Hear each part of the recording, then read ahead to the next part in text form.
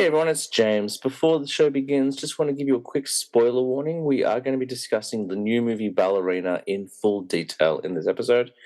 We talk about quite a few important plot points and some pretty great action scenes as well. So if you haven't seen the flick yet, you might want to listen to the first 20 minutes and then take a beat until you've seen the movie. If you don't care about Ballerina, then go ahead and enjoy it. But just want to let you know, we will be spoiling certain moments of it. But honestly, this flick is hard to spoil. It's so enjoyable, it doesn't really matter. But if you don't like spoilers, maybe hold out till you've seen the movie. All right, enjoy.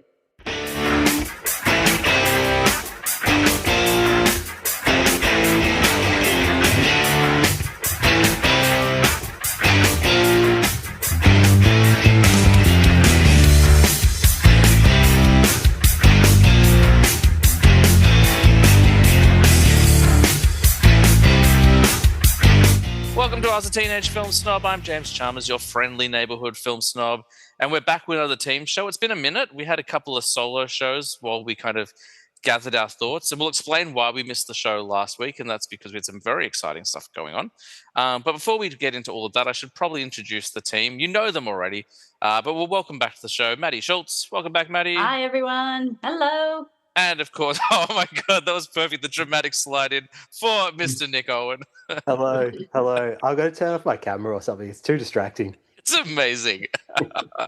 And for the first time since we've done a team show, we have a special guest as well, because they also came with us for our very special event last week. Maddie's husband's here, David. Welcome to the show, David. Hey, how's it going? Very well, sir. How are we all? I'm going to ask it as a group, and then you can all just fight over each other for airtime. We're all hanging in there in the Schultz household on this full moon evening. Yeah, I heard you had a pretty crazy evening. I imagine wrangling two children is crazy at the best of times. So.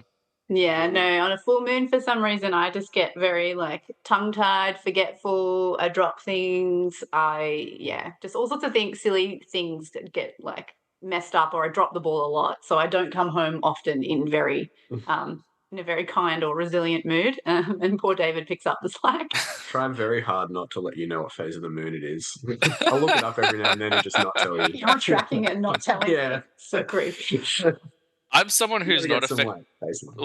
I'm someone who's not affected by any one particular phase of the moon, but I'm constantly just dropping the ball all the time. Right now, I was talking to someone the other day. I'm like, just don't ask me questions if you want answers.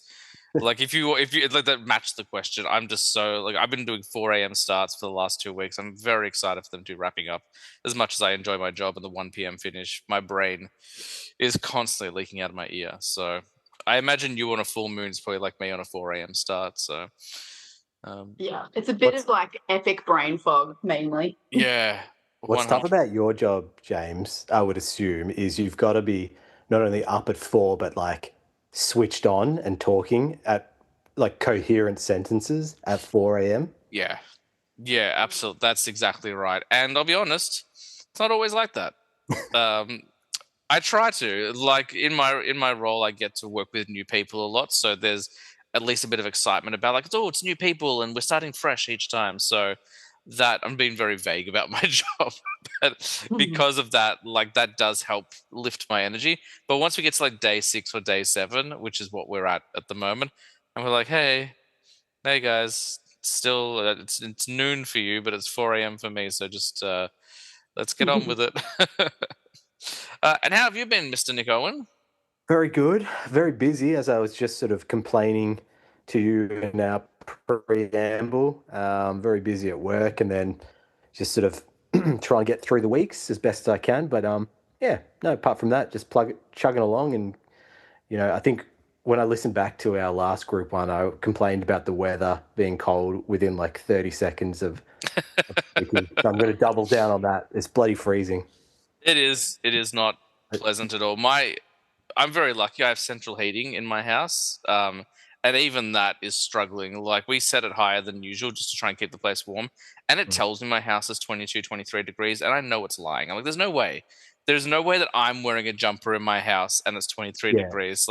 Tina's the one who needs to wear extra layers all the time. Me, if anything, I'm sweating. I sweat when I breathe. So if I'm cold, there's something going on.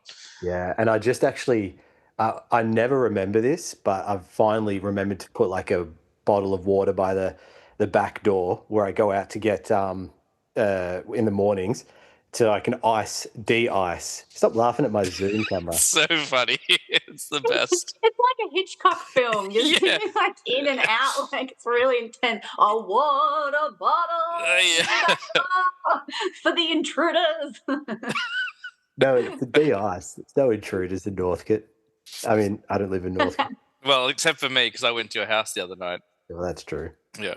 I drove past your house yesterday, James. I was going to nick knock. I was going to nick knock, but then I couldn't bother getting out of the car. What time was it? Oh, 10 a.m. Oh, I would have been home. I would have just been coming off my lunch break because I have a lunch break at 9 a.m. when I start early. So you could have come over. I would have been like, hey, I was just playing Spider-Man. This is riveting for the audience, by the way. They're like, and what time did she drive past James's house? She didn't go in? Okay. So nothing happened. Okay. Well, tell us more about what didn't happen on the day. Next time I will, okay? Do it. You can come over whenever. I was going to say you could raid my movie cabinet, but I know you have a bunch of them that you haven't watched yet, so... Yeah, it's got to be like a Blockbuster policy. I've got to give back my 5 before I can rent another 5. Yeah, I'm not giving any more out. Like, currently no one has rental access until those come back, so... Fair enough. I'm very protective of my collection, so we'll have to... Well, yes. I still haven't watched them. I still haven't watched anything this week. Nick, did you watch anything this week? Yes, I did. Excuse me, I'm distracted because I'm trying to fix this camera issue in the background. That can just be your thing. Like, we've all got like a wacky thing, and yours is that your Zoom is out of control. No, because the second you guys start laughing, I'm so distracted. It's new and refreshing. It's like, you know how in TV shows when they get a bit stale, they introduce a kid? For us, we're like crazy Zoom time. And that's our new feature to keep the people involved. Yes, I have. You never know what word it's going to do it on. Yeah. Breadcrumbs. Been smashing out the new Netflix series called Department Q, which I believe is an English adaptation of like a Scandi kind of crime drama. Very, very dark, but really cool. It's set in Edinburgh, which is just a cool city to have it set in, and it's just about a police department who investigate cold cases, investigating the disappearance of a public prosecutor from 4 years before. Really gripping, really exciting, and if you're kind of into that gritty crime kind of stuff, I think you'd really enjoy it. My only disappointment is it's called Department Q and it's not about the inner workings of the guy who helps James Bond. Like, I kind of wish it was just that like been awesome. Right? Yes. Can you imagine he's like I don't know, he's like shelving and he's like behind closed doors systems and like all the cool stuff. And give me a workplace comedy set in like Q's lab, like just like The Office. Would you want it to be like slapstick comedy though? Like someone gets like something fired into their butt or something? Like Faulty Towers. Yeah.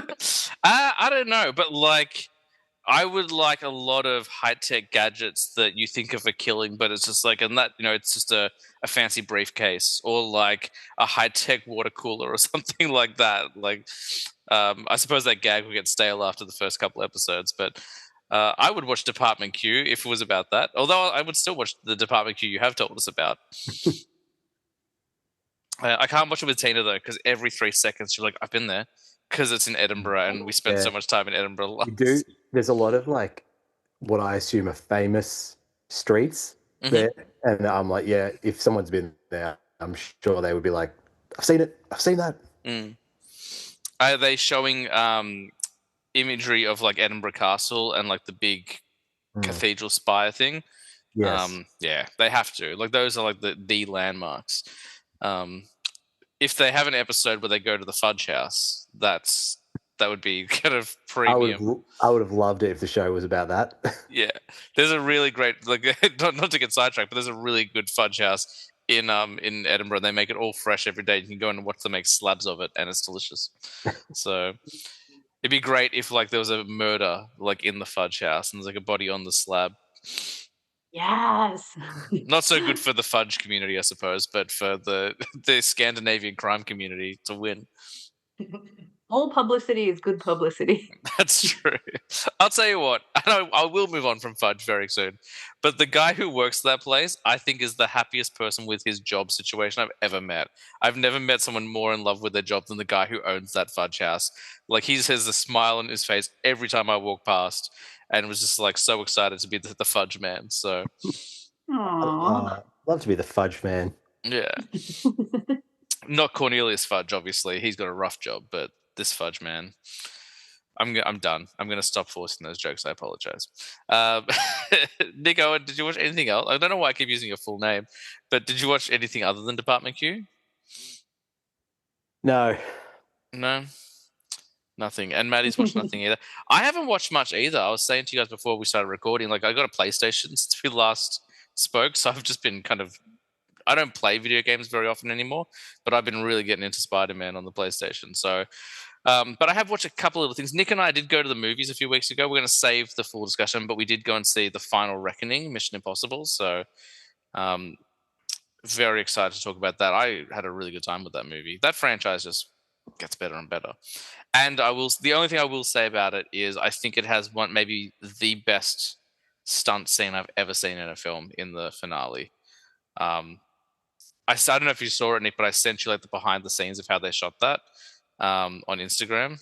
I didn't. Sorry, I haven't checked, but it's like actually beyond belief. Like, I don't know how that is even possible to film that. Like, film on a plane wing. Dun dun dun. Yeah.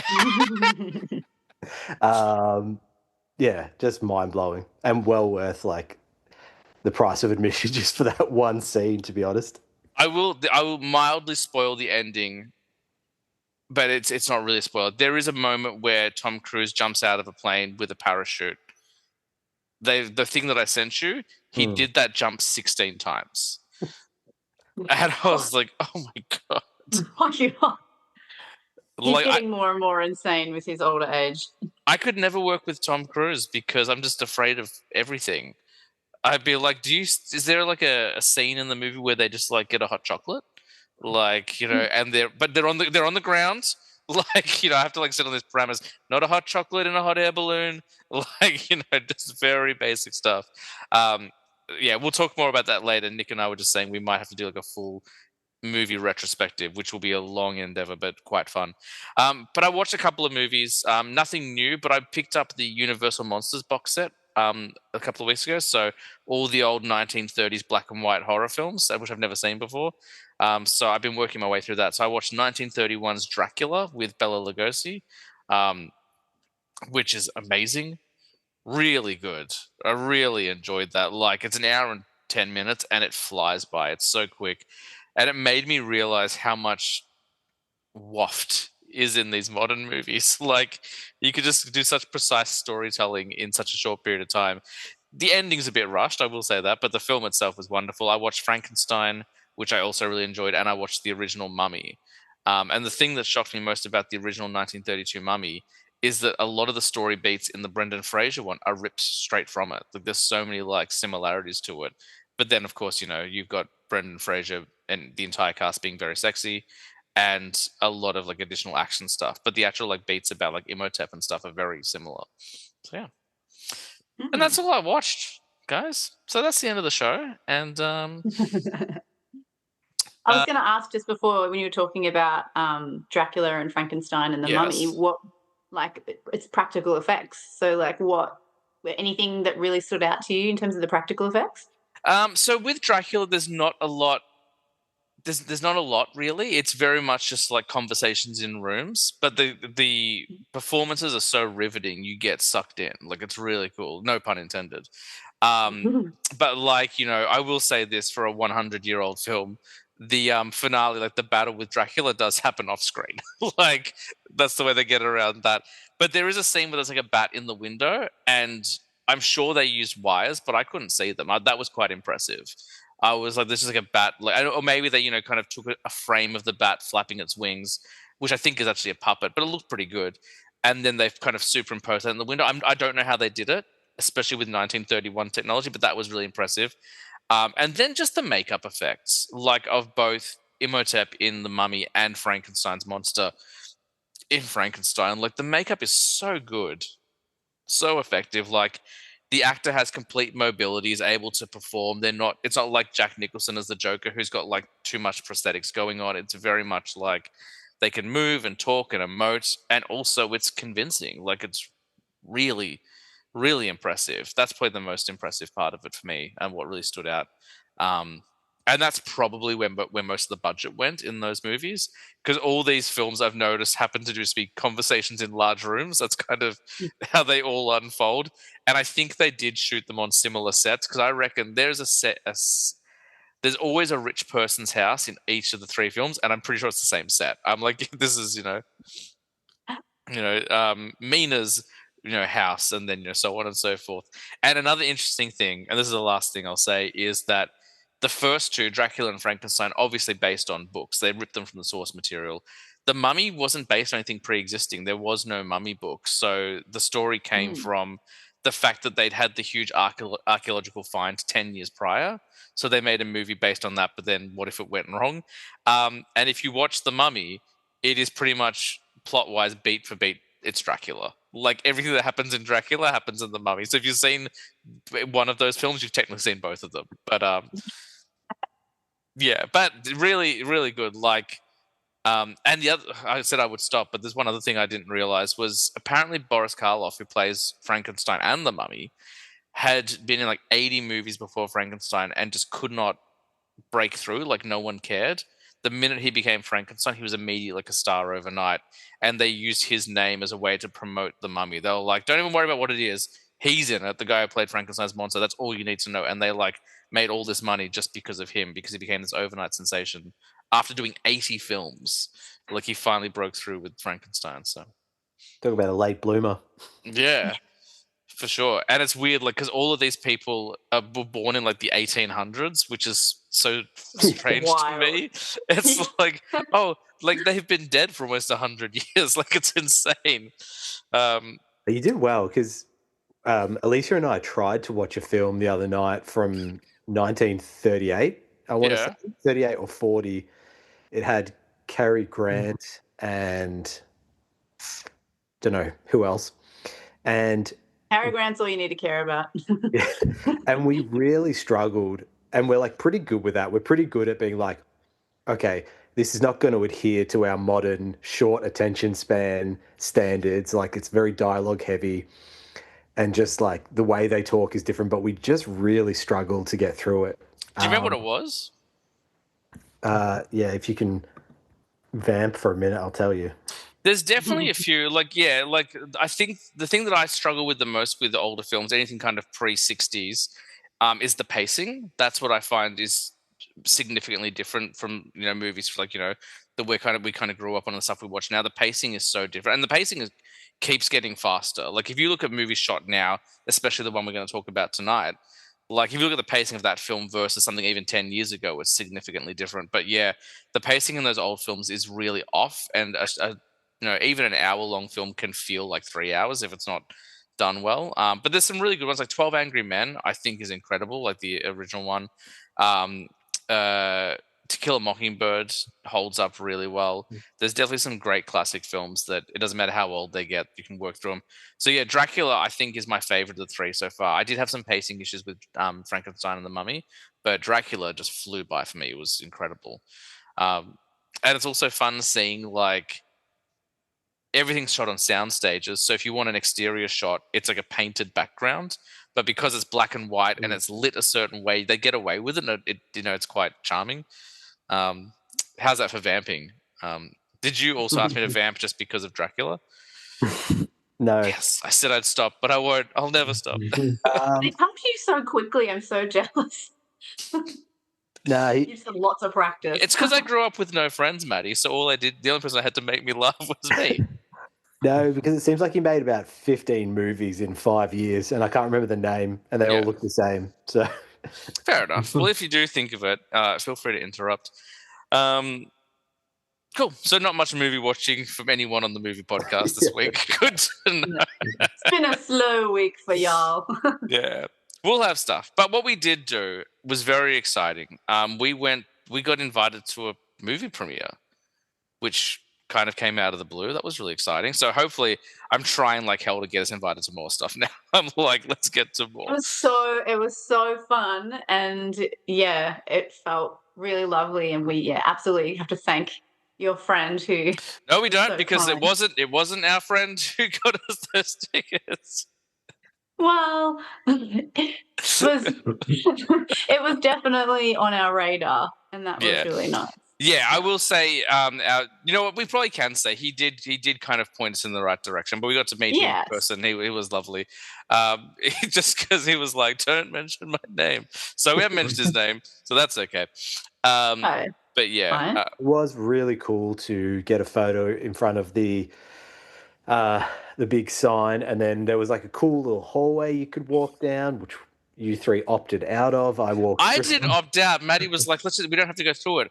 And I was like, oh. And then I was like, well, none of us are going through it. It's fine. And then you went through it. I was like, now I'll never know what that felt like. It reminded me of like one of those like LED tunnels from some like gangster film clip like in the 90s. It was a lot of light. I was not ready. I feel like I just need to point out very quickly at the start of the show, I was like, we have a special guest, and then David hasn't said a word. David wasn't here. He actually had to step away and go look after his kids. So people are like, why did they say there's a guest if they're not going to let him talk? He wasn't here. So I just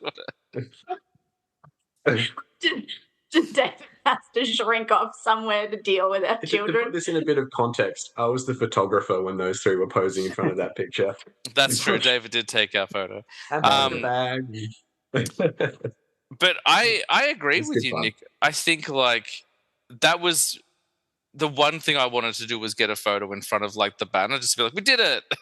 So if it never happens again, at least we did it once. But yeah, so huge thank you to Roadshow for letting us go. That was very cool. So we went and saw Ballerina, or as the guy who introduced the film kept insisting, From the World of John Wick, the Ballerina.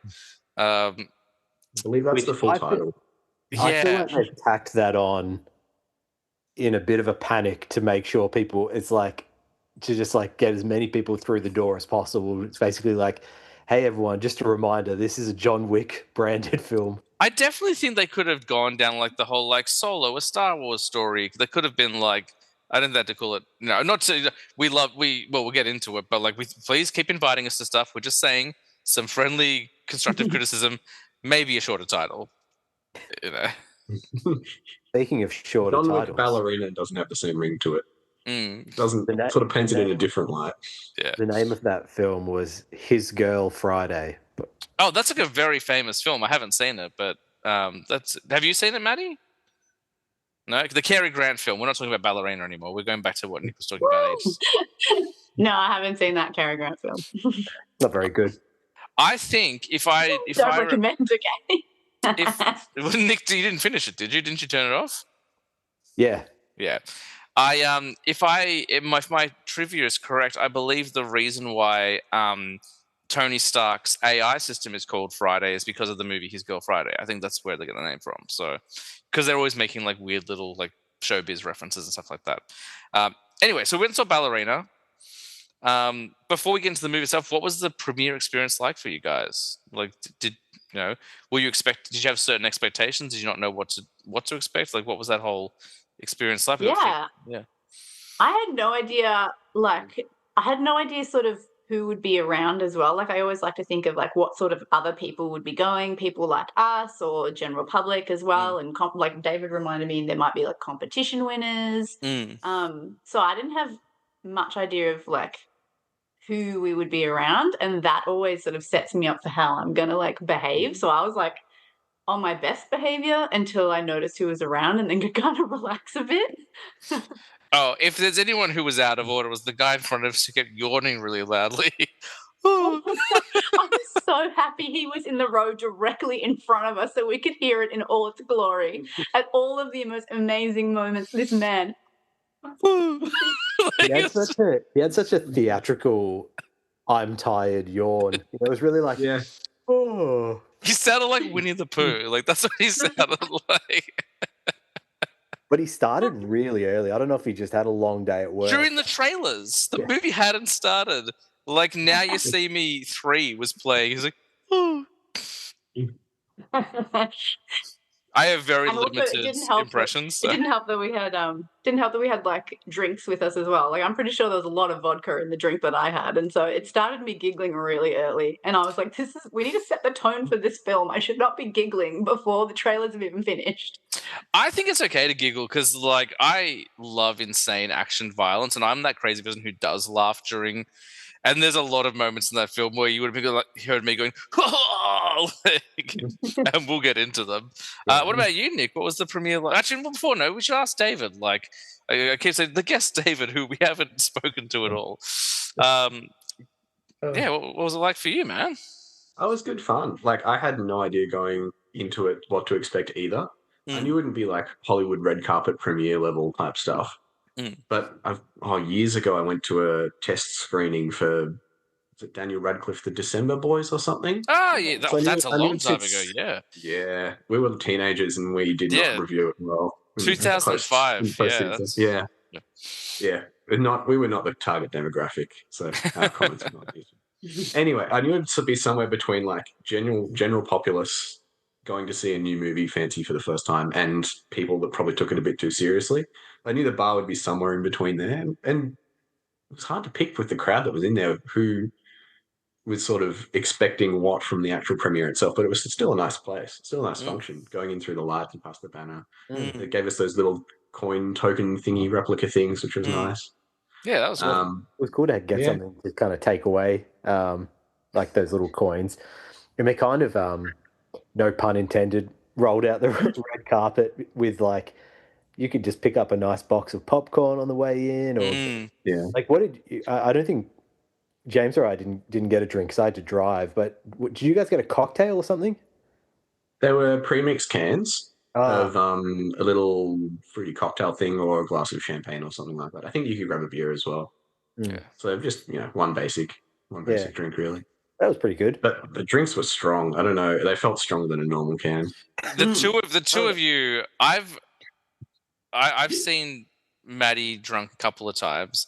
I've seen David. I assume you were drunk at my 30th, but I actually don't know if you were, David, because afterwards Maddie was like, that was really uncharacteristic behavior for David. So I don't know whether that meant you were drinking or if you were just like enjoying yourself. I think I did have a few. I think you drove home that day. But okay, let's not implicate ourselves in anything. Yeah, but the two of you were giggling throughout the entire film. Like every time, and like Maddie after was like, there were lots of inside jokes in that movie for us, but you guys are giggling like a pack of hens. David has this interesting habit where if he thinks of something, he'll say it straight away. And so he's right in my ear saying some really good, stupid shit, and I'm having to like not laugh in my normal gigantic laugh in whole movie theater. I like undermining you like that. It's good fun. And what about you, Nick? Did you have a good time? Did you feel very fancy going to the premiere? I really did. And, we all kind of dressed up a little bit, probably more than we would to just normally go see a film, which was really nice. I think there's just something about being at Crown. It's kind of seems a bit fancy. I mean, I don't really go there very often, so it feels like it's a special occasion kind of thing. And yeah, great time. Very grateful that we got a chance to do it. Yeah, I do go to Crown every now and then because my buddy Josh has been on the show a bunch of time. Our halfway point is the city. So we will often go to Crown to go see a movie, and I do not dress up. Like, I'm the dude there in tracksuit pants normally, like, who is not getting the invites to the clubs. Like, there's always those promoters handing out cards. They take one look at me and they're like, nah, that's all right. But I knew there was a chance we'd get our photos taken, so I was like, okay, we should. I'll dress up once in my life. Twice. Once for my wedding, once for the movie premiere. Yeah, it was a good old time. It was nice, and I really enjoyed. I always try not to be, as the show suggests, I try not to be snobby and pretentious anymore. But there was a certain feeling of elitism when they're like, "And press, there's an embargo." I was like, "Are we press?" Like, yes, you're not allowed to post anything until 8 a.m. tomorrow, and social reactions are welcome. And we were like, "What's a social?" I was really confused by that. Like someone. saw the comments on the photo and like, oh my god, how was it? And I was like, I'm under an embargo. I can't tell you. As you're like flexing, like. I was like, but we had fun, and like, I know, like upon reflection, I'm like, well, social reactions to me now, I'm like, well, that obviously means you can post on your Instagram and say, went to the premiere, it was amazing, but you don't release like a podcast or a YouTube video that actually reviews the film. But there was a minute there where I was like, so you're allowed to walk out of the film and be like, that was great, but you can't do anything more than that. Yeah. Yeah, we were very confused by that. That's well, right. I wrote a. Oh, sorry, James. What were you going to say? I was going to say, hopefully they'll know we took it very seriously, so that should incentivize them to invite us back because we refused to break embargo. Even social reactions, like, no, we're not going to do it. We don't know what it means, so we're not going to do it. David and I didn't talk about it at all in the car. Not at all. Yeah, like we both saw it. We're married. Not a chance. Like. No. David at one point went to mention, you're like, shut up, David. No, we can't talk about it. The last thing I'll say before we get into the film, though, was it was pretty exciting to hear that there was security walking around with night vision goggles. Night vision goggles. Yeah. The vague threat of violence, yeah. I'll be honest, I don't know if that was cool. I don't know if that was true. I think they might have been lying. What they'll have is IR cameras set up in the corners. So as soon as you open your phone, it lights up the whole thing. Yeah. So they don't have actual night visual goggles when you're staring. It would have been cool if they were like patrolling the aisles, like, get him out. Goggles. Do you want to? So normally the last few times I've had Maddie kind of talk about the film and break it down. So do you want to give us a bit of a synopsis? I wrote a brief synopsis when I was making some notes, so I'll read that. Mild spoilers. Yeah, we are going to spoil the flick. It's been out for about a week now. By the time this drops, it'll been out for almost 2 weeks or a week and a half. We're not going to spoil any plot stuff, but there's some cool action stuff we're probably going to spoil a little bit. So, fair warning, if you haven't seen Ballerina, how dare you? Like, it's really good. Go check it out. And with that, Nick Owen, I keep doing it. I can't help but say your full name. It's on his name down the bottom. Yeah. Now I'm going to change it. We should change ours. Technically, we're Mavid. Because there's no way you guys are calling us Daddy. Is that what it says? I just got what you said. That is good. The people listening are like, what's this episode about? Like that. We're getting there. All right, Nick. Go, Nick. Following the death of her father at the hands of a mysterious cult, Eve Macaro is taken in by the Ruscaroma, a ballerina troupe. She's raised to learning ballet as well as fighting using weapons, hand-to-hand combat and weapons, and to protect people from harm. She eventually graduates and is cleared for missions for both protection and to eliminate people. While on one of these missions, she sees a person with the same mark as the cult who killed her father, setting her off on a chase through Europe to an alpine village in Austria that is populated exclusively by cult members. Here, she embarks on a one-woman assault on the town, including a badass sequence in which she turns some of the cult members into crispy chicken pieces. I had zero expectations going into this film, like to the point where I don't think I'd even really seen a trailer, maybe like a teaser. So I kind of knew that it was a John Wick based film.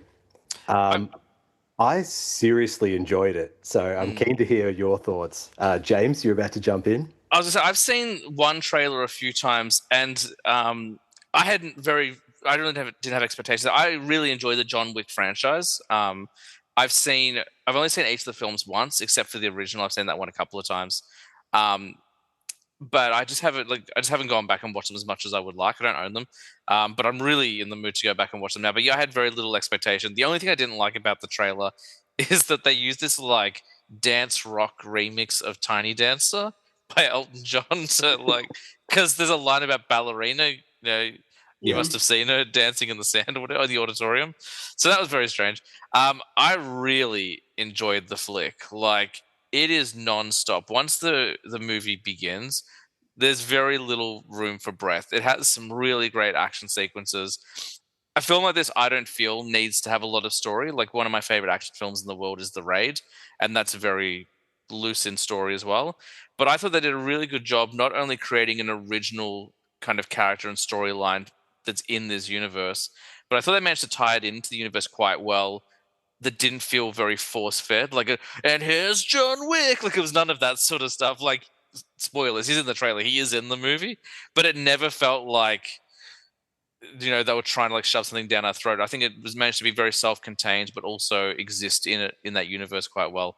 And yeah, we'll break down some of those action set pieces because there are some kills in this flick. That might be some of my favorite in any action film. Before we break it down further, I'll throw to Maddie and David.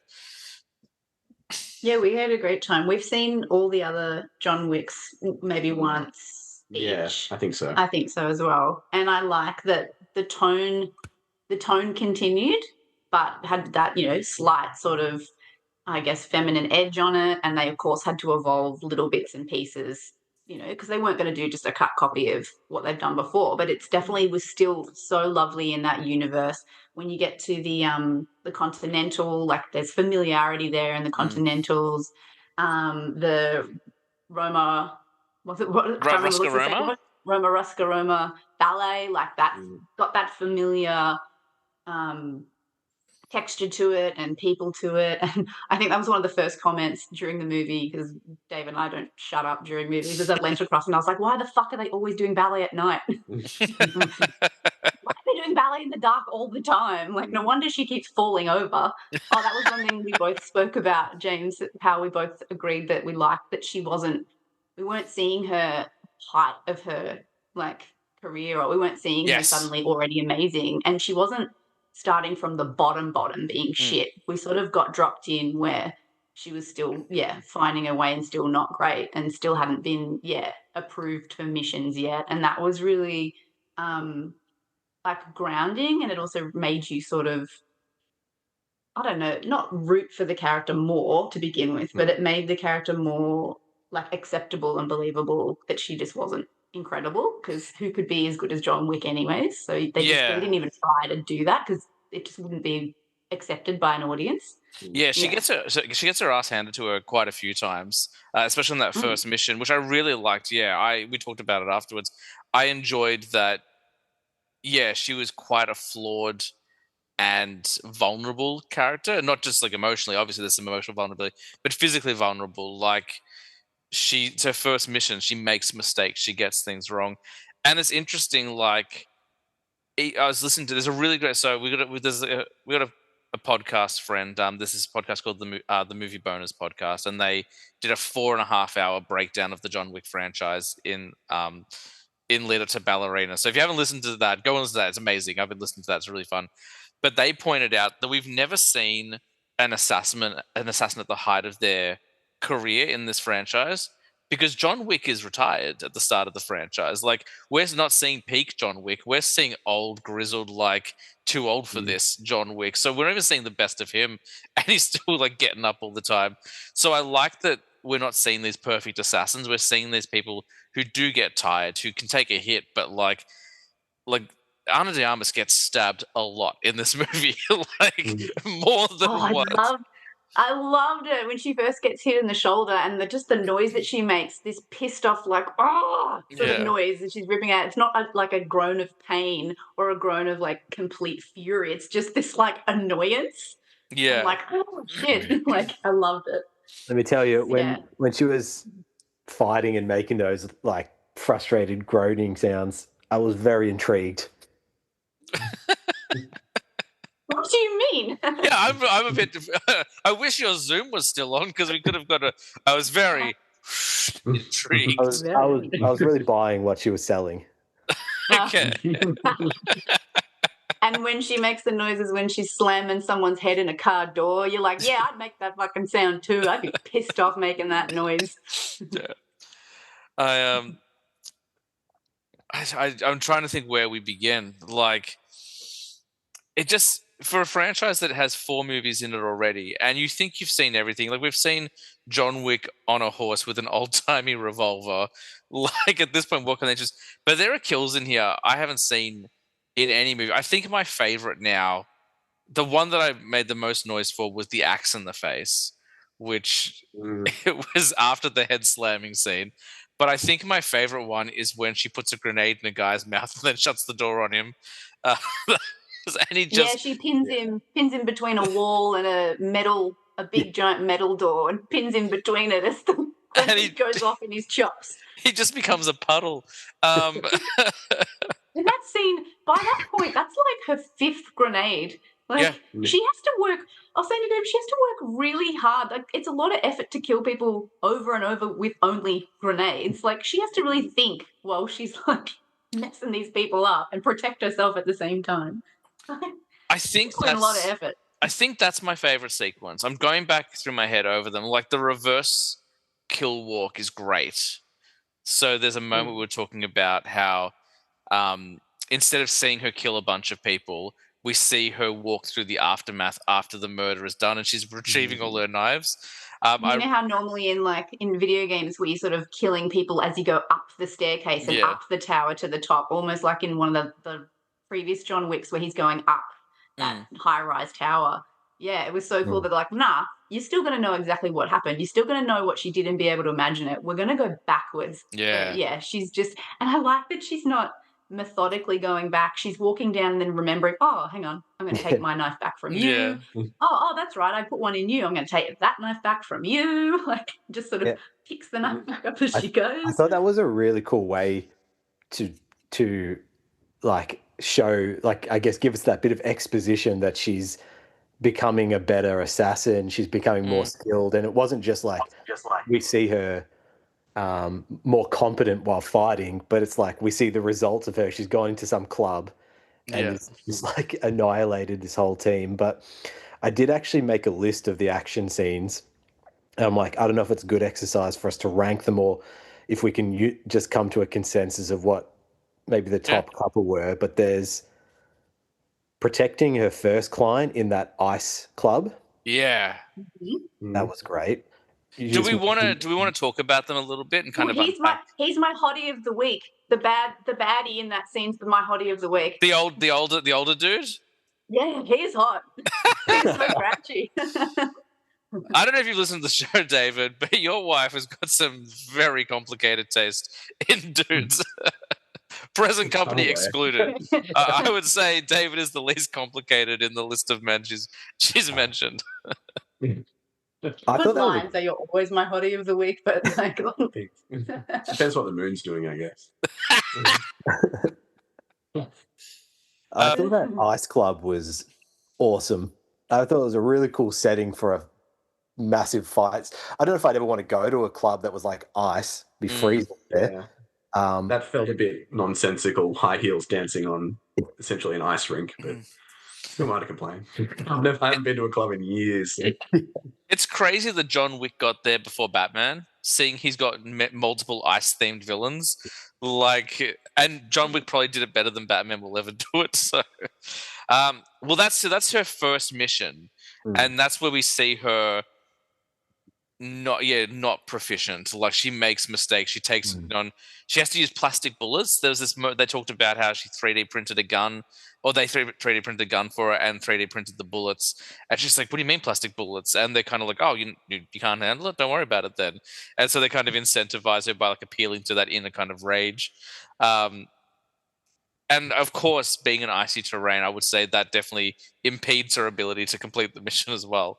But that was a really fun sequence and a really great way to open the film proper. Like, it's not the first scene. We have like the childhood scene, and then we have kind of a bit of training and ballet. But this is before she is it before she graduates, or is it after she graduates? No, it's the first kind of mission she goes on after she graduates. So she does that trial where the test, the test. Yes, where there's two, herself and I guess someone who's graduated. I don't know how you become the other test person. And I think it's an older member who they no longer want around anymore. I could see, and spoilers, huge spoilers, for this film. But the way her kind of storyline and trajectory goes for this film, I could see her now being someone who's like, she might be a future test for someone because of her attitude and the way she kind of she ignores certain directives, let's say. So she might be someone who could be considered for a test in the future. Yeah. Yeah. But you can kind of tell she's a cut above everyone else there, because the other test, the person in the test starts assembling their gun way earlier, and then she just goes bang, bang, bang. Yeah. Shoots her in the head. Spoiler. Yeah. Okay. The next scene I had, we already talked about, which was her retrieving all of her knives after killing the guy in the bathroom, which I thought was great. Yeah. Grenade mania in the. Hang on, no, let's. It is. Sorry, I want to go back to the knife walk just for a second, and that's what I'm calling it, the knife walk. Is that the one that leads to then there's a fight in the alleyway with the car? Is that when? Yes. Yeah, at the end. Because the sequence doesn't stop. Like, there's a little bit of additional killing through that, and there's she has a great line when she gets to the bottom of the elevator, and like the elevator was jammed. She's like, "Oh yes, it was so scary," which cracked me up. It was a really great like fake out line. And then we have the fight in the alleyway, which is, I guess, part of that. Which has one of my favorite kills, which is the axe to the face, because it was just so shocking. And also just the way that fight starts. She sort of gets in her car, pulls away down the alleyway, and you're like, okay, cool, we're going to, the camera zooms up over the city a bit. So you're like, cool, we're going to suddenly get a little transition somewhere else. And then out of nowhere, someone absolutely slams the shit into her from a different vehicle and pushes her all the way back down towards the camera down the alleyway. So you're like, holy crap, okay. And that man, whoever is, he's relentless. He was, he was not shitting around. It was amazing. He's our reintroduction to the cult. Yes. That little mark, doesn't he? I really also liked when she came out of that club. It's almost like we get more of her fight scene in reverse, where she's like driven into someone and then driven into a wall. Yeah. That's right. There was a guy pinned between the bonnet. Oh, yeah, that's right. Yeah. There's so many that you're just like, oh, that's right. I forgot there was a dead person there. Yeah. It's a very John Wick thing to do, to extend the fight scene beyond where you think it's going to go. Like it happens in the other movies as well. You think then the fight's over and then like a door blows up and 40 more people pour in. Yeah. The camera pulls up and you see the floor plan of the building. It's one of those sort of moments that is very typical for the franchise. But it was, I wasn't expecting it at all, and particularly the axe to the face either. That was It's very much like in Kill pretty awesome. Yeah, it's very much like in Kill Bill when the bride kills all the people, and then like 80 more people come in out of nowhere. You're like, oh, okay, we're just getting started. Yeah, I really like that sequence. I don't think it's my favorites, but it really helps set that tone. Like, this is definitely a John Wick film. And what I really liked about it as well, and I don't think we need to highlight it as much. I feel like we are getting progressive and getting better with it in film, but I like that her character received the exact same treatment that John Wick would receive. Like, they didn't tone down the violence because she was a woman, or they didn't do just like girl on girl fights. It was like, no, she had to fight everyone. And I would say actually in some situations, she probably had it worse than John Wick did in previous films. Like, they might have pushed a little bit harder. And I really liked that. I liked that they kind of didn't try to tone it down, which some studios would maybe do, for broader appeal perhaps. So I enjoyed that. Yeah, and Ana de Armas is really, really good. You can tell she's done a lot of training to prepare for the role. And you can tell because it doesn't have the really quick cuts that you see in some action movies where they've got to cut to the stunt person, then cut back. And like, this to me is typified by Taken 3. It's not a good movie, but there's a scene when Liam Neeson just has to run and he like jumps a metal fence, kind of like goes up and all he does is just jump over it. And there's about 8 different cuts just in that movement because he's obviously too old to do it. Yeah. I think in the first Taken, there's a scene where he has to climb a wall and they didn't use a stunt guy. And I think that's why they brought in the stunt guys for the following ones. Because you're like, this is a 60-year-old dude trying to climb a wall. Like, maybe we bit off more than we can chew. I agree. The stunt work, there is obviously stunt work in it, but a lot of the performers doing their own stunts, which is really fantastic to see and consistent with the franchise. you know that's a Keanu thing. I don't know do we know who directed this one? It wasn't Chad Stahelski who did the first four. It was Len Wiseman. Oh, the Underworld guy. That's right. Yeah, he was married to Kate Beckinsale for a long time, and he did Die Hard 4. Yeah, I like him as a filmmaker, but yeah, knowing a guy who didn't necessarily come from a stunt background. I don't know Len Wiseman's background, so I don't know if he's a huge stunt guy, but you know that Keanu and Chad Stahelski are big on like really like getting people to do as many their own stunts as possible, and it pays off. You can see it in the work. Sorry, I've derailed this whole conversation. What was the next action set piece, Nick? The next action set piece was Grenade Mania in the weapons store, where she goes to stock up on. Have we seen this weapons store in the John Wick films? I don't think so. I don't think this so. one. No. Sort of ye old timey gun store. It's like an old hunting club almost. Yeah. And sorry, James. I was like, can I ask, is this before or after she goes to see Norman Reedus? Yeah, didn't we meet him in the Continental first? Yeah, I must have skipped over that one. Have you? Is the Continental thing on your list, or is it on your list? Yeah, I've got it.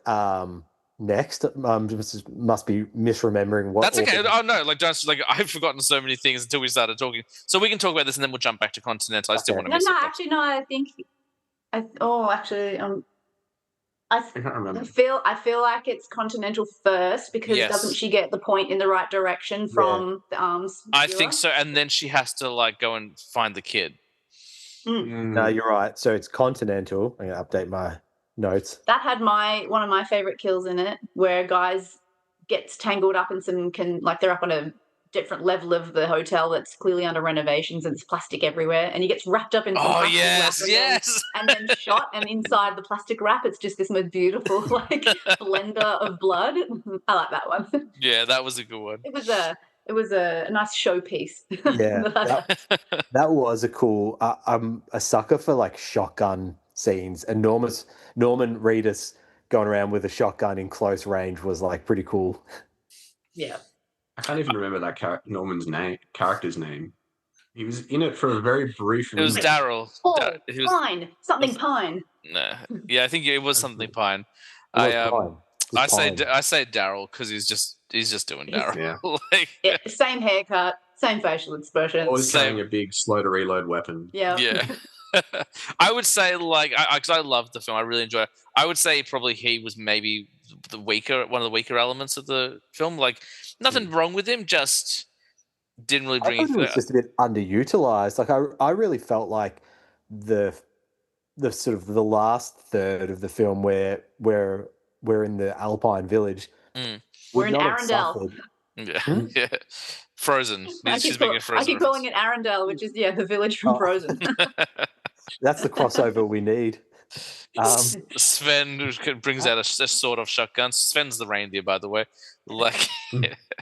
I think it would have been perfectly fine if he was there as well, and it was like a two-person kind of raid. Well, spoilers. There is a bit of a two-person raid, very briefly. Doesn't last for very long. Okay, so Continental. Then Grenade Store. Grenade Store. Where she goes to stock up on weapons. The grenades, so the weapons store is attacked by this cult who's chasing her now, and all she has access to is grenades. Yeah. She finds a box of grenades in the back, and she has to improvise. Yeah. It's maybe the most violent sequence in the film. It feels like it must be. It's got to be pretty close. Especially with the liquid guy behind the door. That's pretty brutal.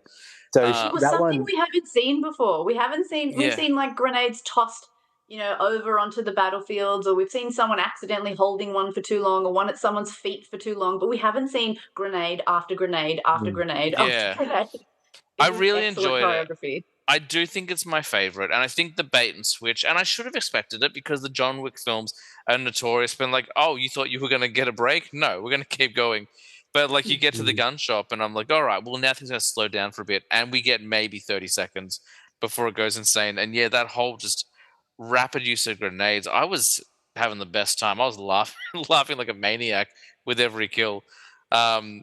I'm sure that's not how grenades work. I'm pretty sure you need to be pretty far away from them, but I enjoyed it nonetheless. But yeah, I did love the one where she like opened the door and smashed the guy behind the door into like a corner. Then popped a grenade behind the door and just like used the door as a shield. I'm sure that's not you wouldn't survive that, but it was pretty cool. Yeah. So Continental, we have the assault on the top floor. That's where Norman Reedus is staying, and it turns out, yeah, they kind of point her to him because like he's meant to have the answers to the cult, but really it's a second use of the word bait and switch. But like they're actually kind of holding him up there to see if anyone's going to take the bounty on his head, and then kind of all hell breaks loose, and that whole hotel room gets shot up. Not the first time we've seen a Continental get shot up in the franchise, but there was one scene in there that set the tone for the rest of the movie for me. Is when it's a bit of a trope where she's beating someone over the head with a remote and the TV goes on. Yes, I've forgotten what the first movie was, but the second one, like she hits her a few times, it changes channel. So the second show that comes on was the fight scene from Airplane, the two Girl Scouts in the rough part of town. Yeah. And the third one was Buster Keaton. Yeah. And so I'm like, okay, so the director at least knows that this is sort of like not so much like a girl fight movie or like anything like that. It's sort of like Buster Keaton-esque sort of here we go action sort of time. Yeah. I really like appreciated the fact that it wasn't just sort of like an action movie about girl power or anything like that. It was a John Wick film that had a female lead, but it also like showed what's the word I'm looking for? Sort of like reverence to these old sort of style of movies. I mean, like, okay, it's not as serious as like, women empowerment in this specific action movie. There's a bit of like comedic direction to it as well, a bit of over the top. We get that the audience are here to watch people get fucked up. We're going to lean into knowing that that's why you're here. Yeah, and so with that in mind, I'm like, okay, so it can get a bit silly as John Wick films do, but with Keanu, I found some of the scenes he was in was a bit serious in terms of the fighting. Yeah, a bit gritty and real in the first few. In this one, not so much in that direction, but it's I don't know. I appreciated that little sort of acknowledgement that this is like she got her hands dirty, but it wasn't like this big deal. Yeah. There was no political agenda. It wasn't trying to make a social commentary. I think also, like, if I had to guess, I think Buster Keaton's probably included because he did all his own stunts. Like, he was a comedian first and foremost, but what he really did was stunt work. Like, there was a really great clip that came out online in the last week or so. It kind of resurfaced, and it showed how, like, he did this stunt like 100 years ago where someone would jump through someone's body basically, and it was a gag in a fence, and it was like two people to make up the body, and like it went viral on Instagram like a week or so ago. So Buster Keaton's been back in the news, but I imagine that was probably hopefully one of the reasons why they did it. But I'd forgotten about that. Was really funny actually. That was a good little bit. What do you have next, Nick? I'm trying to we must be in the Alpines now, like is that next one is in the village restaurant fight. Restaurant and then fight. I've lumped the restaurant fight and then the fight through the town together. Yeah up and until it just didn't stop. Literally she pulls up in her vehicle, pulls over because she sees a trinket shop where she recognizes something. The Ballerina. It's the like a music box, snow yep. globe. Yep. The hybrid trinket that she had as a kid from her dad, and she recognizes it. So she's like, "Hang on a minute, this is identical." She goes into the shop, and from then on, it's from then on, good luck if you need to go pee because The only thing I'll zag on here is I felt like at this point in the movie, particularly after finding the what's it called again? Music box. Music box. Thank you. Yeah. I was kind of ready for some like character development and maybe like to explore a bit more about her as a character rather than just go straight into another fight scene. I don't know whether you guys would agree with that or that's just. I liked the phone call with the head of the ballerinas, of the Romans. I liked the phone call where she's like absolutely deadpan. And she's like, I'm telling you how it is. Like, you've got to stop and come back. You can't keep looking for them. Like, you're going to really mess up stuff for both, like, our world and, like, this cult is not one to be messed with. So Mm. she like lays it out for her, but almost as she's laying it out, she's like cold and calculated, and she kind of doesn't seem like she's really that invested and gives a shit. So you're like, why are you half-assing this warning? And then, of course, later on you realize she's half-assing this warning because she's got like 6 aces up her sleeve to deal with the problem. Like that's why she was like, I don't know, she wasn't like super angry or being like, come back now or you're in big trouble. Like it was just like, you can't do this. There will be consequences. And she's just like a school principal. She doesn't need to yell. Like it was cool. I liked that conversation. So we got a little bit more of her knowing throughout that phone call as soon as she hangs up, she's just going to do what she's going to do. Yeah. She's already on that path. She's not jumping off. And I think one thing the franchise has done really well since the first film, which is why maybe I didn't get it straight away, because the first time I watched John Wick, the original film, I thought it was fine. That was my initial reaction. Like everyone was losing their minds over it. I was like, to reference a movie from before, I was like, I've seen The Rage. Like, why is this more impressive? And then, like, as the movies go on with rewatches, you're like, oh, there's so much more going on here. And what the franchise has done well is, yes, there's character development, there's mythology, but they don't need to shove it all into one movie. They know kind of what they're doing.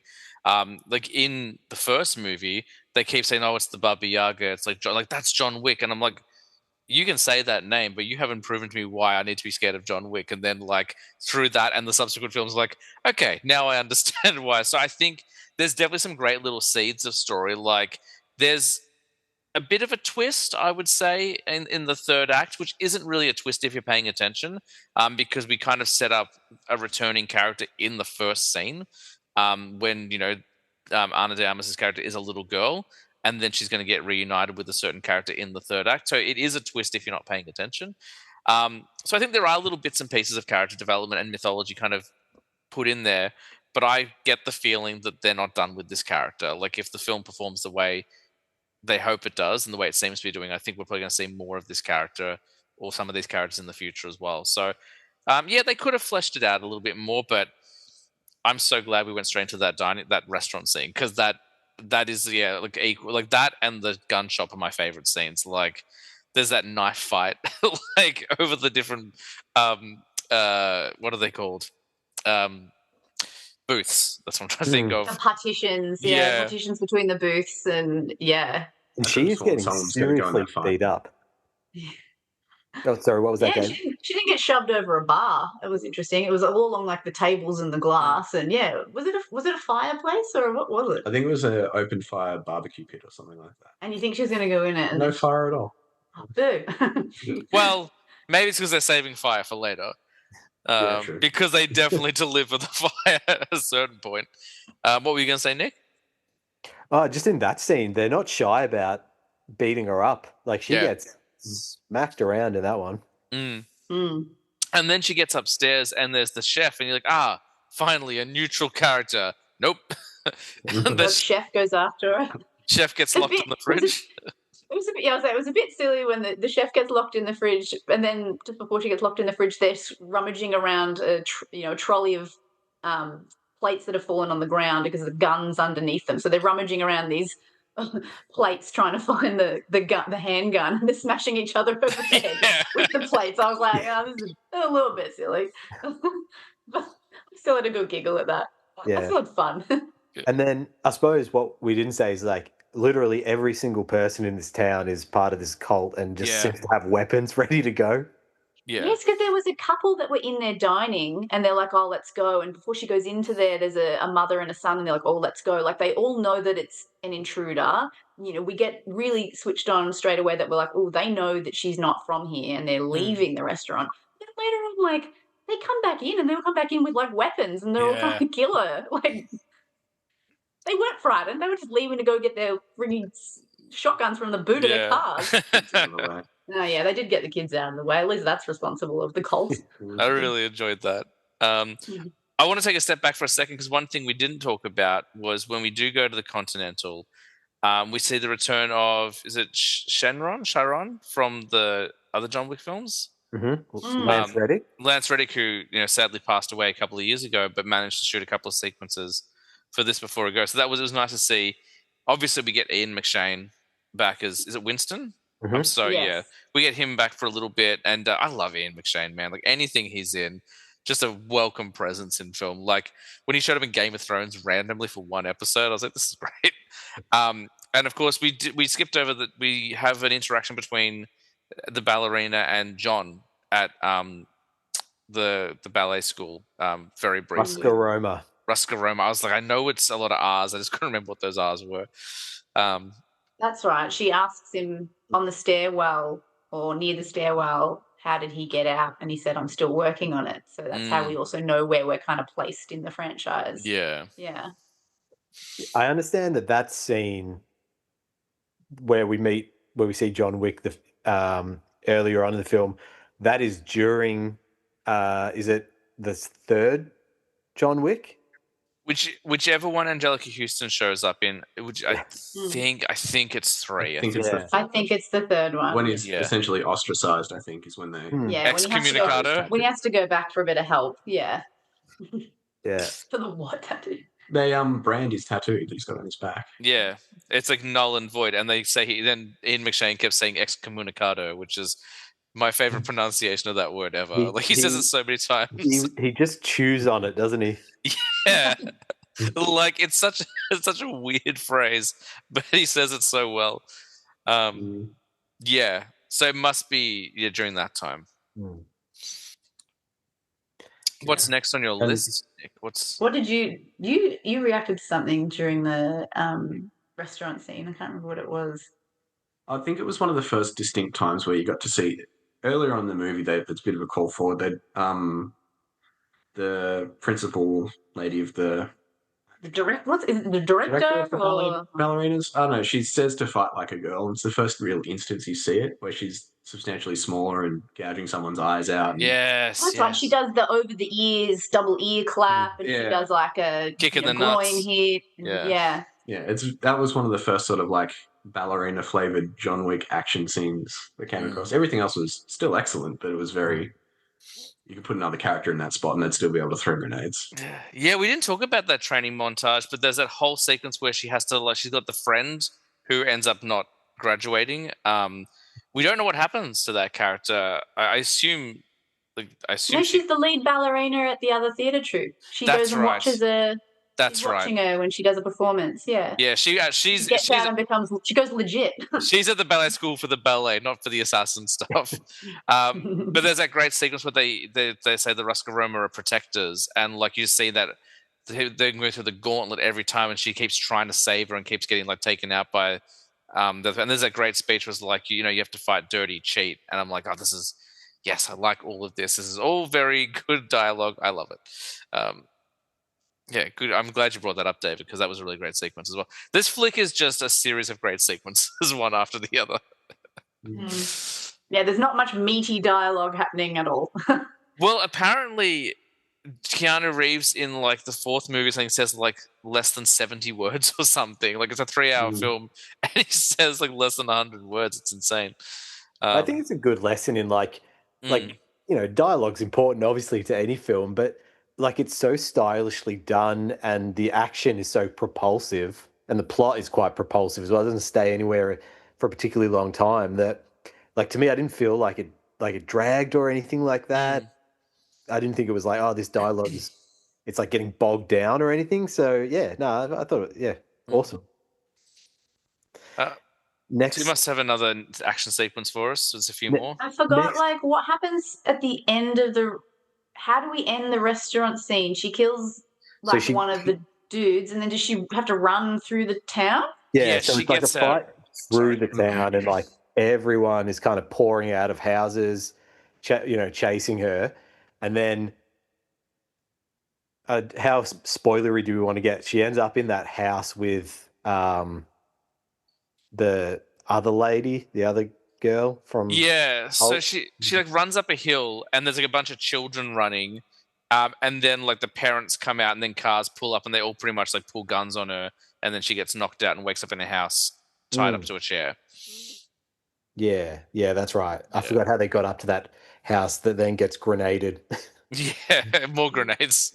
But I do like that we're warned that this cult is one absolutely not to be messed with, and we're warned that they already have a very clear understanding that they the John Wick world of all the other like whatever you want to call them, clans, whatever they are. They just operate in their own world, and this cult operates in its own world, and they don't get in each other's way. They don't step on each other's toes, and they have a very clear understanding of that. So it's very it's very obvious as soon as she's captured by them that there's real consequences that are not just for her. We know that we're going to be told what is going to then happen to everybody else, or this a big affront to the fact that she's here from the Roscaroma, and well, and he immediately speed dials, like the villain immediately speed dials the director, and he's like, "What the fuck? There's a chick here. Did you send her?" And she's like, "No," and he's like, "I don't care. Like, you're fucked."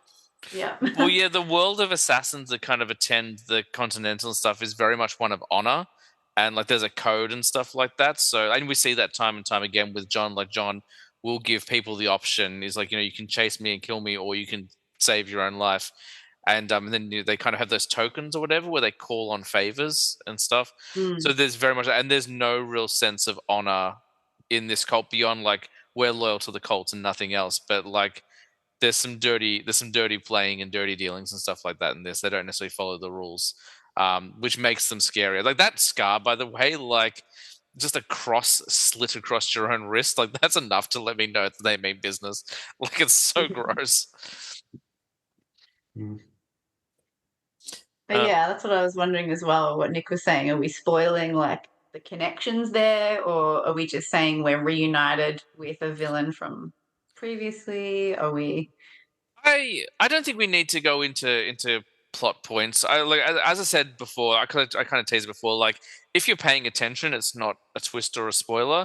But if you get sucked into the movie and you kind of forget about it, then it's kind of like, oh, okay. So I think we can leave it there. I don't think we need to go into much more detail because that sequence isn't. They don't linger on it. I'm like, how do I phrase this? Like we kind of move on. And basically once we get to Arendelle, it's all about like getting in and getting out. And because it's a whole killing cult, like she's got to basically kill her way up the mountain and then get herself out. Like it becomes its own self-contained John Wick universe. In the previous movies, the whole world's out to get him. In this one, it's just this entire town. Yeah. But they've also set it up to be separate from the external world. So she's got this pocket of everyone trying to kill her, as opposed to John Wick, where everyone in the world with a mobile phone apparently wants to kill him. So it sort of scaled things down a bit from the John Wick universe into this one picturesque mountain town, really. This big pressure cooker. You feel very, very like she can't go anywhere. She's like, I'm sure somebody somewhere counted how many she's worked her way through once she gets to that town. Yeah, someone's definitely done like a kill count video. I'm going to Google that now. Do it. And then when we get I'll say that's when we get some cool weaponry that goes on. I love she has to go and hide wherever she can hide, and so she gets down into almost like an older sub level of the town, back underneath the foundations, in the bunkers, in the sort of cellars. World War II era Swiss bunker type thing. Yeah, I'll just digging through some boxes. I'll interject there because that's when she comes back into the town, but sandwiched in between that is a hand-to-hand combat scene with someone. Are we spoiling this, James? Yeah, I wasn't. That's the thing. I wasn't sure. I realized when Maddie was saying before, do we spoil it? Because there's two very important characters in this third act. There's one that's a bit of a twist reveal, and there's one. A favor is called in by a character to try and end this kind of whole war. I mean, is it a spoiler? Like, you know what? If you haven't seen it, spoilers. John Wick shows up. Like, I'm sorry. Like, it's a John Wick movie. Of course he shows up. Keanu's in the billing, and he hasn't turned up yet, and we're approaching the third. In the first act for like 30 seconds, and everyone was like, this can't be just it. Yeah. So John Wick shows up. The director is basically like, I need you to stop her. Otherwise, it's going to be war. And it was really nice to and you can see like he comes off the train and he's kind of beaten up, so he must have just come from a fight in one of the other movies to like. I imagine like because she provided refuge and support in the John Wick film, that's why he's now been called on this favor. It's like, hey, we helped you out. Now you need to sort this out. And then that honor and code we were talking about before comes into play as well, because John, Yeah, the fight's really. I have two feelings. I'm interested to hear your thoughts on the fight as well. Like, how did you feel about that fight between the ballerina? I can never remember her name, and the Eve. character's name. Yeah, Eve. That's right. Eve. Between Eve and John. I really like that you can tell he's fighting her to stop her, but not to hurt her, or not hurt her, but like not. He's pulling his punches. Yeah, Absolutely. and he's being very strategic about where he's chucking her or pinning her down so that he can then say stop. Like, you've got a choice here. Like, hello, kill your rage for a second. Like, think about this clearly, and she's also massively outclassed by him. Yeah. Skill and ability, not just stature and anything. Yeah, you're because that's who she is in her training. But like, who's she kidding? What are she gonna do? Yeah. David, I think at one point leant over and he's like, "The end. John Wick's turned up. Yeah. She died. She dies. Movie's finished." Did you have thoughts, Nick, on that fight? No, I would just echo what David said there. Like, I thought it was like really well choreographed to like show the class difference between the two. Like, you could just tell he wasn't really breaking a sweat. It was more about just like disabling her than actually killing or anything like that. And then now we can jump back to the bunker sequence, which I would say it might not be my favorite in the film, but definitely the most visually spectacular thing maybe in a movie I've seen all year.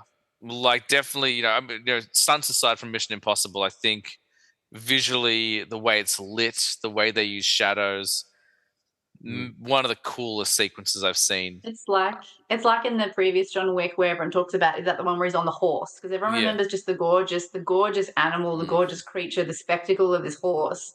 So yeah, go on. They show us something we've never seen before. We've seen this weapon in countless films, and it's always a wonderful tease. Like, oh my god, they're going to bust it out, and like it's in The Thing, it's in Once Upon a Time in Hollywood. Like, always wonderful films, and the sequence is so short, and then it's kind of over.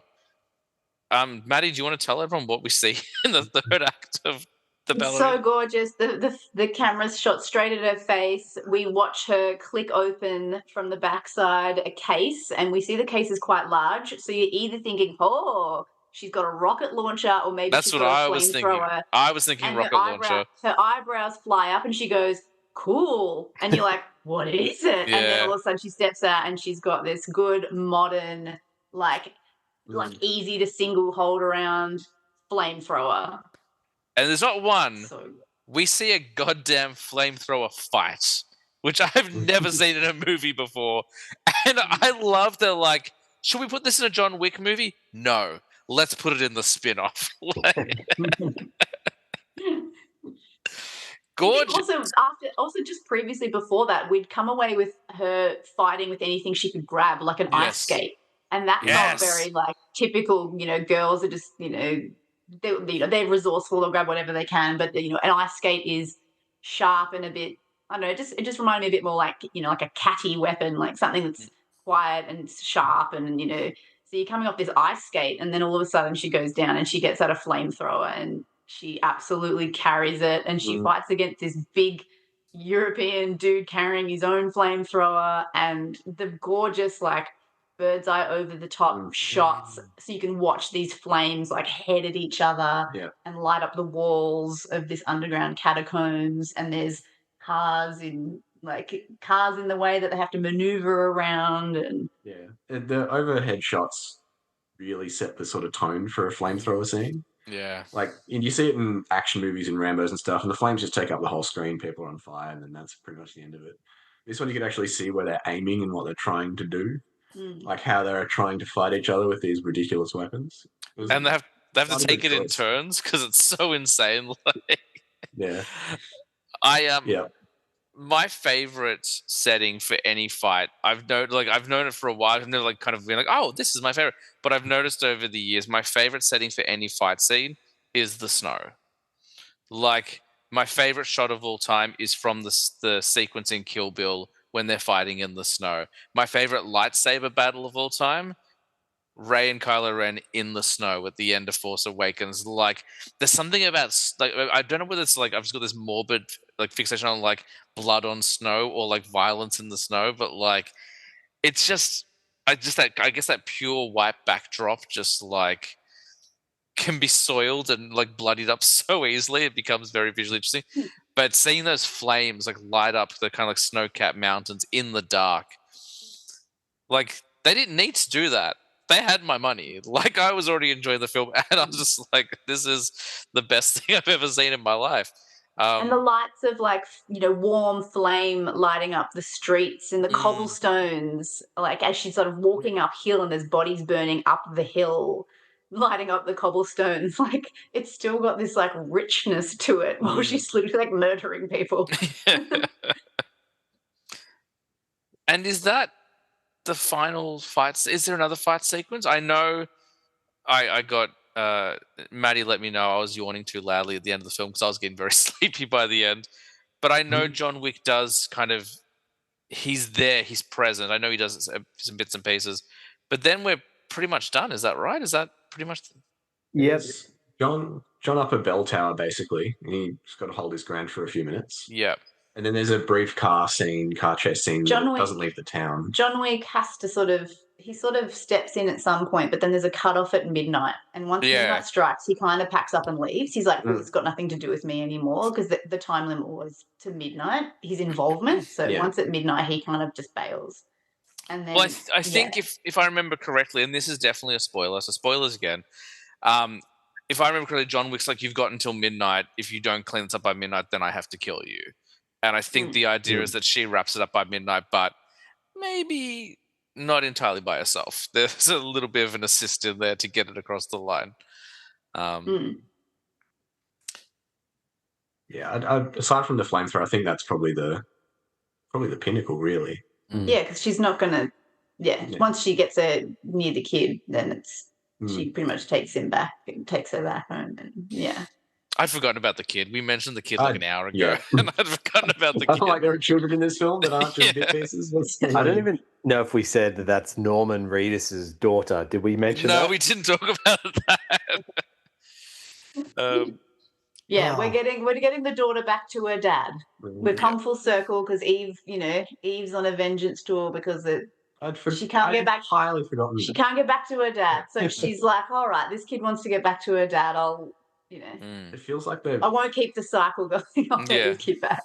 Feels like they loaded the story very heavily on the front and end, like not as a bookend, but almost as a bookend.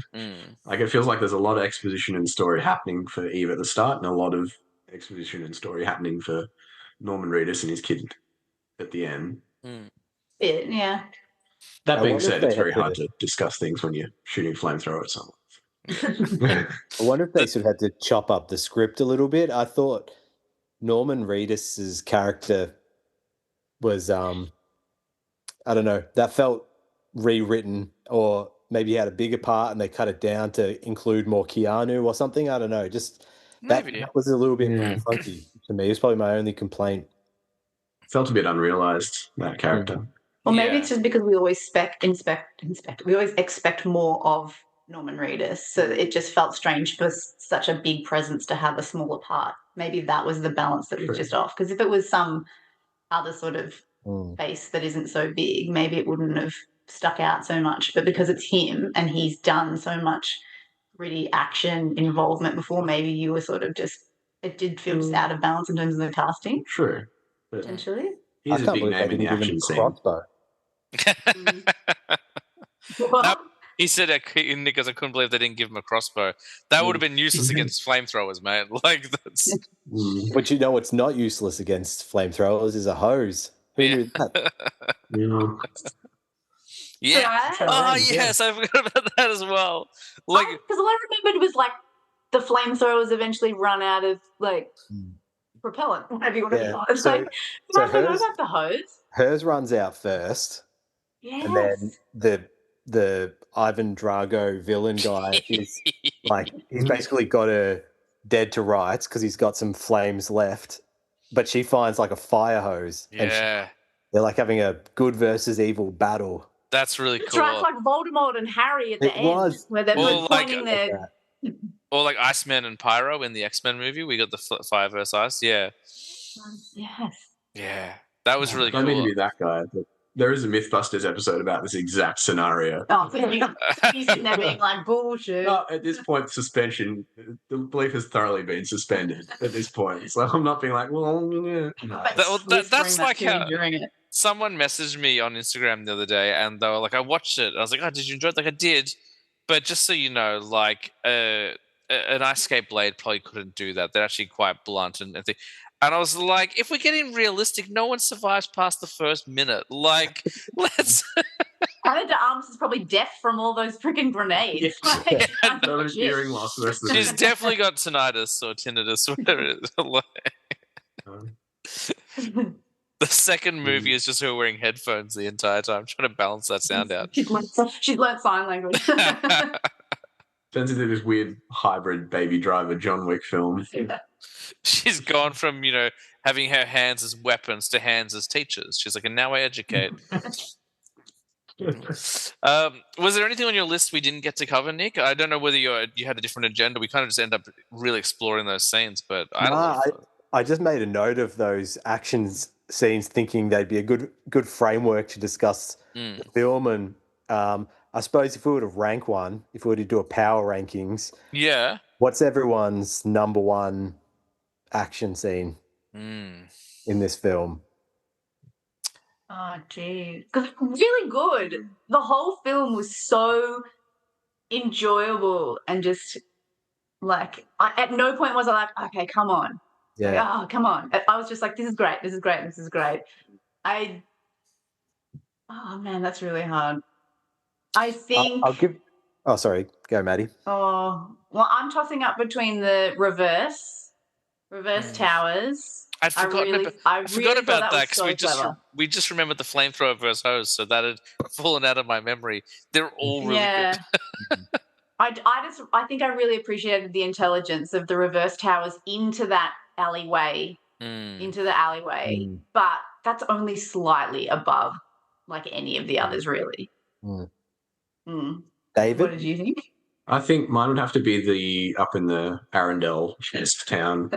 The initial fight where the action breaks out in the restaurant. I think that was good. Good use of the set. Good use of not necessarily having everyone with machine guns shooting at each other or throwing grenades. It was kind of grounded in terms of fighting each other. Environment based. Like there's a big guy, but they're in a small room, and then like the chef just starts throwing whatever they've got in their hands at her and things like that. It felt a bit like its own little sort of divergence from big machine guns and things like that. I enjoyed that one. It's good. I think going with which scene gave me the biggest reaction in the theater, I'm going with grenades in the weapon shop. That's a close second for me. Yeah, but they're all so good. Look, I'd forgotten about the fire hose, and I was like, "Oh my god, that's so good as well." But yeah, I'm going grenades in the weapon shop. So what about you? I gotta tell you, that flamethrower scene was just fucking amazing. So that's pretty much up there. But I want to give a special mention to the ice club scene where she was like a scrappy underdog. It was her first mission. I really responded to that scene because, again, it was really propulsive. Like, we'd gone through the training montage into her first mission, and like it wasn't perfect, but she kind of like saved the girl. So yeah, I thought that was pretty cool as well. I like that we all have a different favorite. Like, that's how good this movie is. Like, every action set piece is excellent and it's going to ring, differently with each people. But yeah, like because I could just, on a different day, I could put that restaurant sequence up there. On a different day, I could put the flamethrower scene up there. What a blast. What a fun movie that was. So do you think this film was successful and good enough to like carry the franchise further? So if they were to phase out John Wick, do you think they'd build more around this character? It depends what John Wick's got left to do. He's basically just got a punch God at this point, really.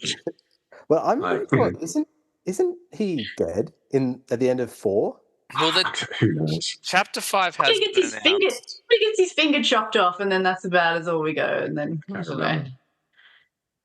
Chapter 5 has been He announced. can't be. So yeah, Surely not. I don't think so. I think like It's how he punches God. Tom Cruise is still going. John Wick can keep going. there was an interview with Ian McShane just recently, and he was saying that the ending was left deliberately ambiguous. He's like, if I had to bet, John Wick's not dead. Yeah. Do they center a franchise around her though? I don't know. What I don't want is this franchise to just keep spinning off. I think like I haven't watched that Continental show. Apparently that's quite fun. It's only like 3 episodes, but they're all hour like movie length episodes. I guess it depends on whether Ana de Armas is a bankable star. Like she's been in a lot of cool things, but like is she I love her. I think she's fantastic in this. And after seeing her in the latest Bond film, it was such a wonderful difference of character. Like she's basically playing a similar character, but just such a different approach. Like this klutzy kind of goofball in Bond, and then this dedicated killer in this. I do think she's ready to headline a franchise. It's whether the studio is going to put that behind her. But I'd watch another 5 of these. I you know, if they keep being creative with the kills and she stays as charming as she's in this, I'd keep watching them for sure. But yeah, I'd go on. Sorry. Okay. I have a feeling it's going to be one of those good action movies that doesn't get the traction it deserves because it is a spin-off. Like it felt like watching the first or the second John Wick again in terms of like the thrill of it all and the intensity of it. Not that the third and fourth John Wick were bad at all, but it just felt like, more of the same, which is what you're there for. But this felt like its own sort of brand that could carry itself, but I don't know. It depends on who goes to see it, really. Like, what's the wider appeal of this movie? Who is it actually appealing to? Is it John Wick fans? Is it Ana de Armas fans? Is there much crossover there? There wasn't much ballet. I was a bit pissed off. Yeah, that's one thing that made Maddie laugh. I'm like, oh, finally some fucking ballet when they got to the closing scene. Yeah. Yeah, I got like 10 seconds on each end of. You got like 5 bars of a popular ballet, and then I got some Tchaikovsky in there, and then I was like, cool. Oh, well, okay, there you go. I felt like, because I did think the ballet was going to tie into it more. I thought that originally I was like, oh, they're going to be like, because you see that a lot. There's like this real like association with Russian assassins and ballet. Like it's a really common trope. But during those opening sequences where you see her keep falling down and getting up, I was like, oh, I think it's less about the ballet and more about the getting up again. I think that's kind of what it's the metaphor for. Like, if you know anything about ballet, and I'm not going to pretend to be an expert because we've got an expert on the show, Maddie, you've been doing ballet forever. Like, you only survive and can succeed in an art form like that if you push your body to and beyond the limit and keep getting back up. Like, for those and no one can do it for you, and you can't cut corners.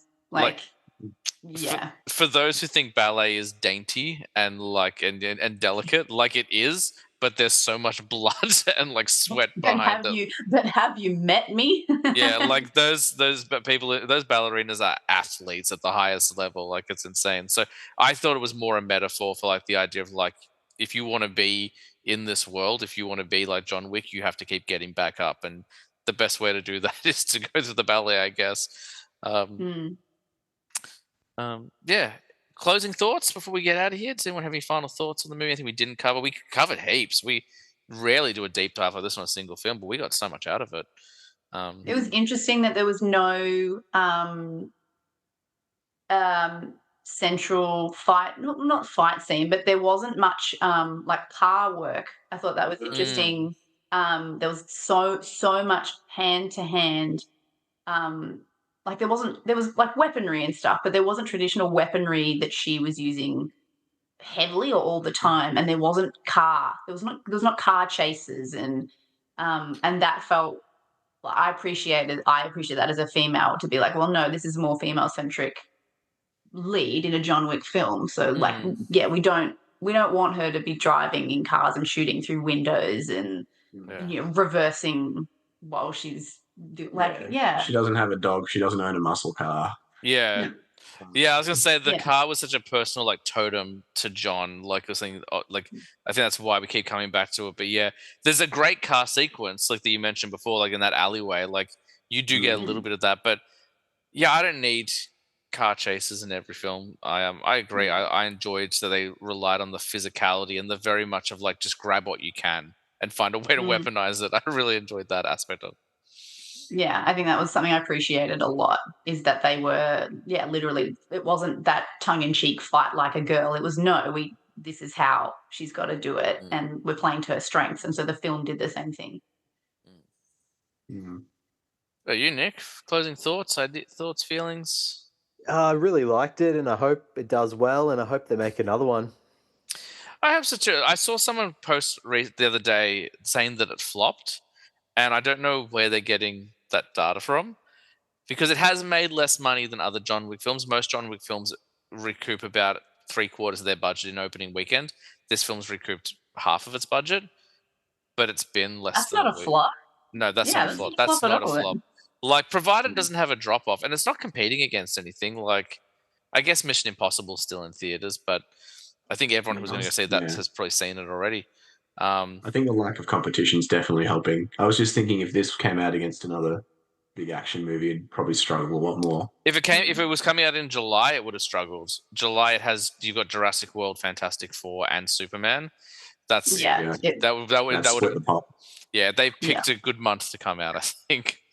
I think they knew they probably had to swoop it and come out early. They couldn't even come out. You couldn't even come out a month later. Like, early is going to be, Yeah, I think the only month bigger than this July is next December, where you've got Avengers opening against Avatar or something. Like, it's insane. Like, there's like and Jumanji 4. Like, there's like 7 like huge blockbusters coming out in December next year. It's like, why did you do this? Like, this is a terrible idea. David, final thoughts? No, really enjoyable movie. I didn't go in with high expectations, but it definitely beat them. Like, I wasn't expecting to be crap or anything like that. I knew there'd be good action because Keanu was involved. I knew it'd be a good sort of spin-off story. I like the whole universe of it as well. I'd like more from the John Wick universe and how it all works, because they give you glimpses as to the day-to-day, like how like people just get text messages on their phones like, this person's got a bounty, go kill them type thing. And you get bits of that throughout, and I want more of that. I don't necessarily know if the spin-offs are the right way to go, if the John Wick mainline is the way to go, but it was definitely an enjoyable film nonetheless. A lot of fun all the way through. Yeah. Didn't feel repetitive or anything like that. Yeah. That's a really good point. Like, for a film that is non-stop action for 2 hours, they'd never do the same thing twice. Like, they're constantly reinventing what they're doing. Yeah, I need to check that Continental show out, because I think they go into the origins of how Winston became the manager in that one. And apparently Mel Gibson's in it as well. So I don't know. I'll get there eventually. Was he throwing telephones? Was that him? That was The Edge, throwing telephones. Yeah. No, throwing telephones was Russell Crowe. He was one throwing telephones. That's yeah. No, Mel Gibson was sugar tits. That's and potentially racial slurs. But Hollywood forgives all if you wait 10 minutes. So. And that's what we're going to go out on. That's how we're going to close the episode, on a really dark note. That's it. So if you haven't seen Ballerina and you listen to all of that, spoilers, it doesn't matter. Our words can't do it justice. It's a great flick. Go and check it out. Support it. It's a really, really fun movie.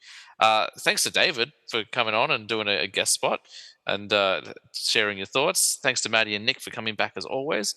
And thanks everyone for listening. We're posting stuff online all the time, so keep an eye out, get in touch with us. We're happy to have a chat.